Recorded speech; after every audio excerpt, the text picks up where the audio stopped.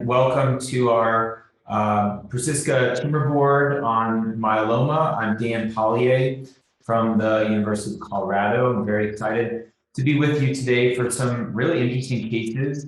I'd like to have our esteemed panelists introduce themselves, and just maybe starting from left to right, perhaps Dr. Nuka can begin. Thank you for having me. I'm Ajay Nuka. I'm an associate professor at the Winship Cancer Institute. I am the director of the myeloma program, and I'm the medical director for the Winship Research Informatics Shared Resource. Hi, I'm Peter Forsberg, also from University of Colorado, an assistant professor out here in the myeloma group with a specialty in myeloma and plasma cell disorders. Thank you for having me. I'm David Schuster, and I am the director of the Division of Nuclear Medicine and Molecular Imaging at Emory University. This is a 78-year-old male who presents for a second opinion with newly diagnosed monoclonal gammopathy of renal significance, who has a kappa light chain restriction. So the question we're going to get to is the best management for a patient with this type of a diagnosis without overt systemic disease. So just more details of this patient.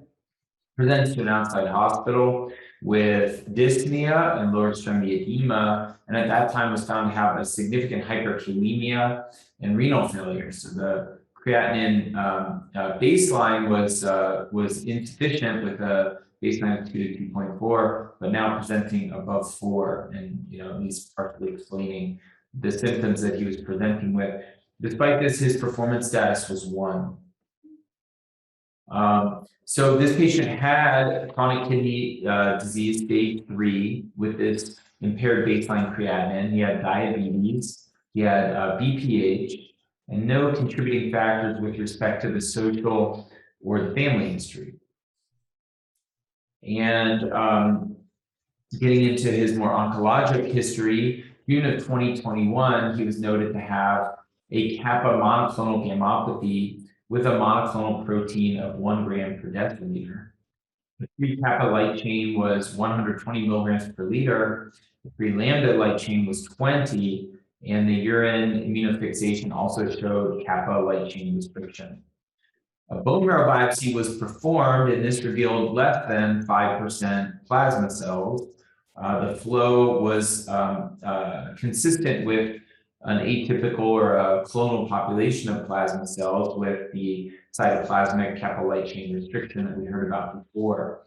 Immunophenotypically, there was absence of CD38, decreased CD19, and aberrant expression of CD56 with a normal cytogenetic profile. We'll get more into the radiographic findings in a moment, but and nephrology did recommend a renal biopsy, but that was deferred.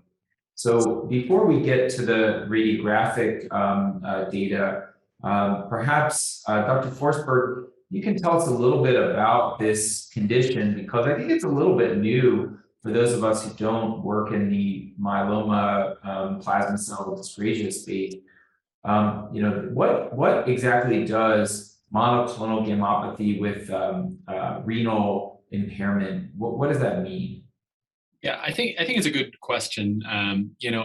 Because essentially it's a diagnosis or a group of diagnoses that are kind of, I guess, constantly refining themselves. It's something that has been on people's radars to a degree, but I think there's been some increased awareness of it. There was recently some publications, including a New England Journal paper, sort of highlighting MGRS and some of the characteristics of it. So I think hopefully it's becoming a more present condition on clinicians' radar.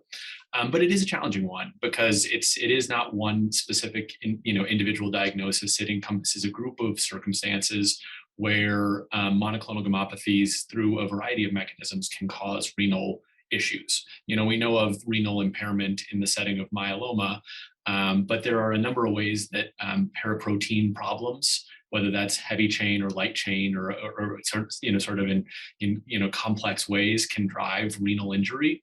And there are different, sort of manifestations, sometimes ranging from more in the reduced GFR realm to, more pronounced nephrotic proteinuria type issues.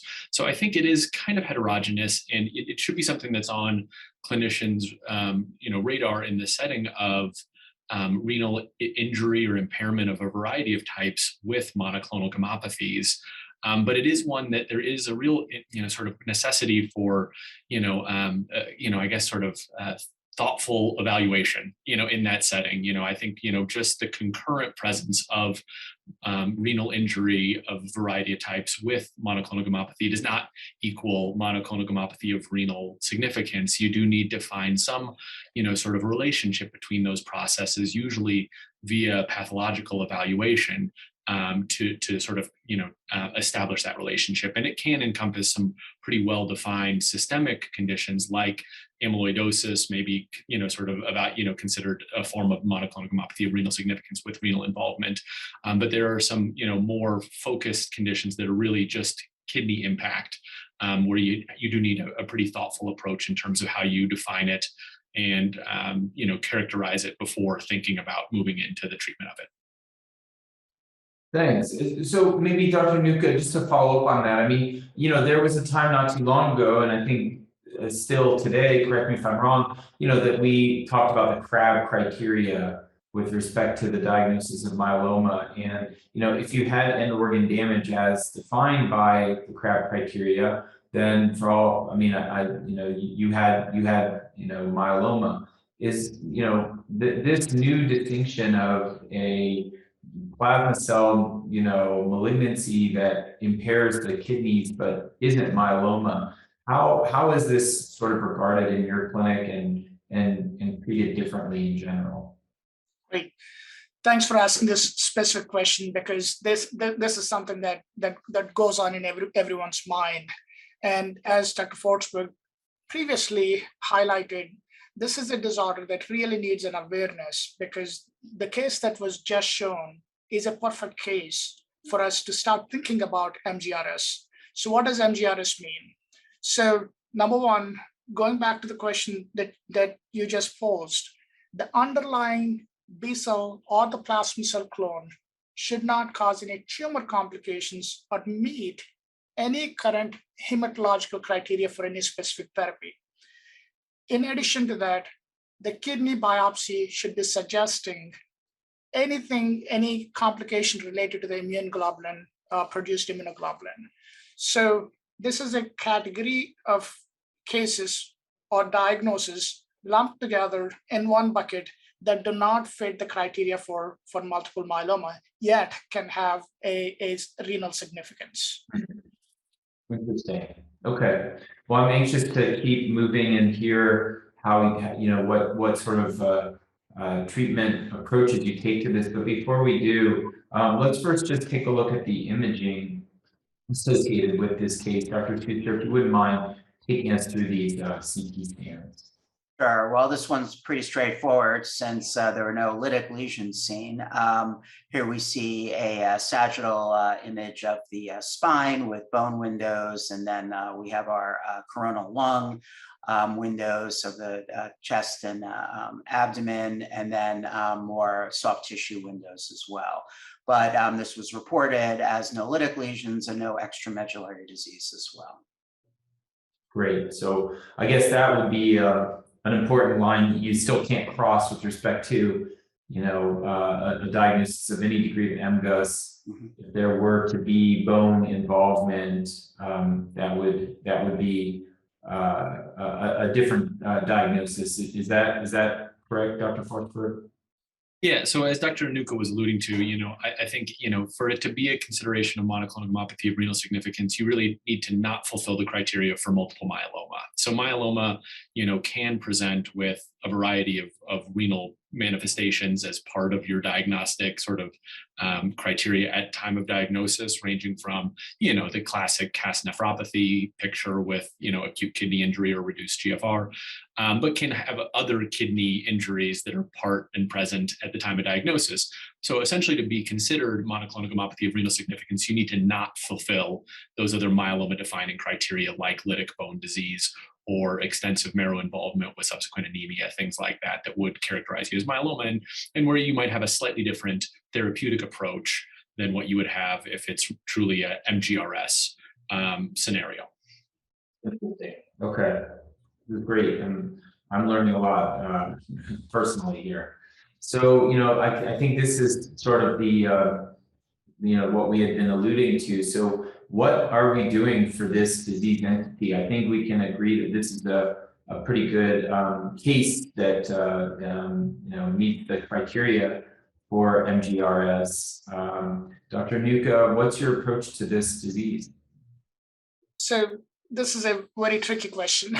So you need the renal biopsy prior to confirming that this is a monoclonal gammopathy of renal significance.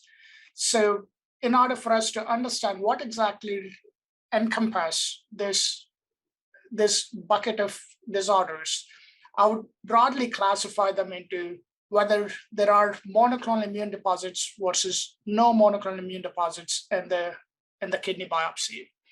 So once you cross on to looking at the subset of patients that do have monoclonal immune deposits, you're looking for whether these are organized deposits like what you see in amyloid, which are fibrillar, or non-organized deposits that you see in something like a MIDD or a PGN-MID. So these are all, again, 13 to 15 disorders of different pathophysiologies that are put together in one bucket. And each of these treatments that we talk about is clone directed. So unless you understand what the pathophysiology is, it is hard to say one size fits all. Mm-hmm. So that's where we initially start with a kidney biopsy. And it is there are not too many places in the country that have the expertise in reading these kidney biopsies. The three places that I commonly look for in where the kidney biopsies were sent are either the Mayo Clinic or the University of North Carolina, or looking at the Arcana laboratories. I think it is in Arkansas. But these are the three laboratories, diagnostic laboratories that really have the expertise in looking into and identifying where this lesion falls into, whether this is a monoclonal immune deposits like what we previously described, or if there are no monoclonal immune deposits, still they can be causing the MGRS, like what you see with a thrombotic microangiopathy, what you see with a C3 glomerulopathy with monoclonal gammopathy. So those are the ones that do not have any associated monoclonal immunoglobulins. Interesting. So I guess within the context of this case, maybe some limitations in the fact that this patient, at the time that we received the case, hadn't gotten the renal biopsy. But Dr. Forsberg, can you just take us through, if you have a clear case of this disease entity, if a renal biopsy or any other, information that is required is there and is positive, what's your approach to this disease?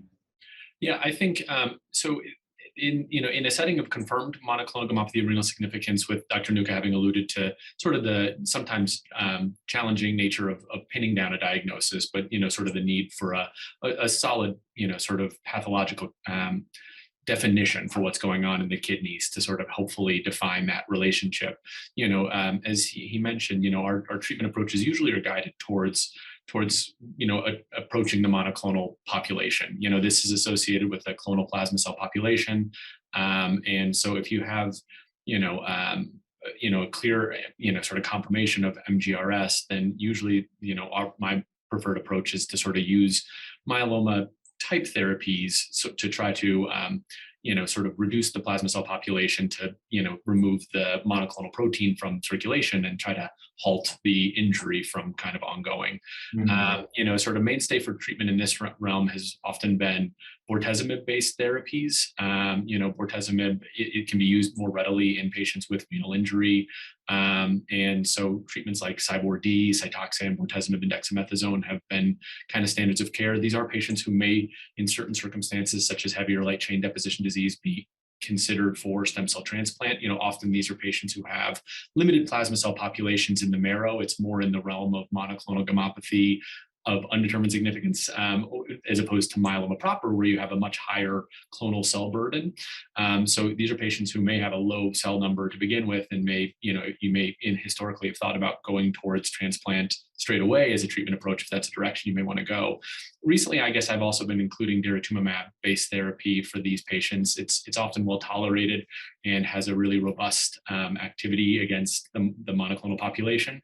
So considering something like Cyborg-D or Velcade-based therapies for a fixed number of courses and evaluating the response you achieve would be a reasonable approach outside of something like, pursuing stem cell transplant in a motivated, robust patient who wanted a potentially a route to a really durable disease response. Interesting.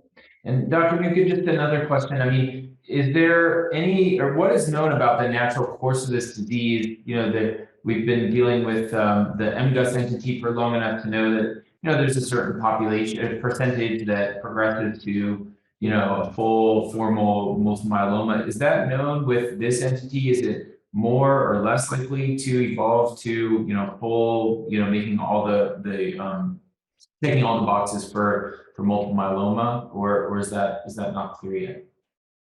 So the follow-up from the time even this term was described in 2014. So we don't even have a long enough follow-up to understand what exactly these clones are capable of. But one thing that we're very certain about is these clones can cause renal damage.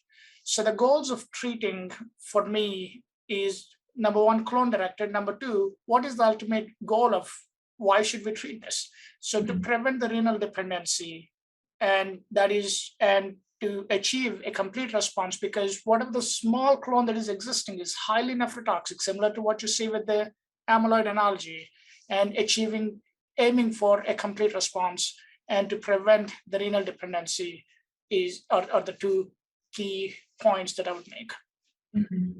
Okay, well, thank you. So I think just trying to sum up this case, really interesting example of a very new disease diagnostic entity in the plasma cell world, monoclonal gammopathy of renal significance. I think, from what we've heard here, the workup of it really does require that kidney biopsy and then evaluation by, very highly specialized pathologists.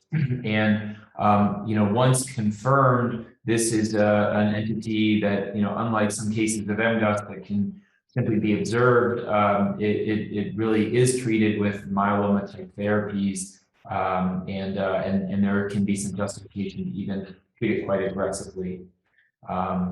So great, very interesting case.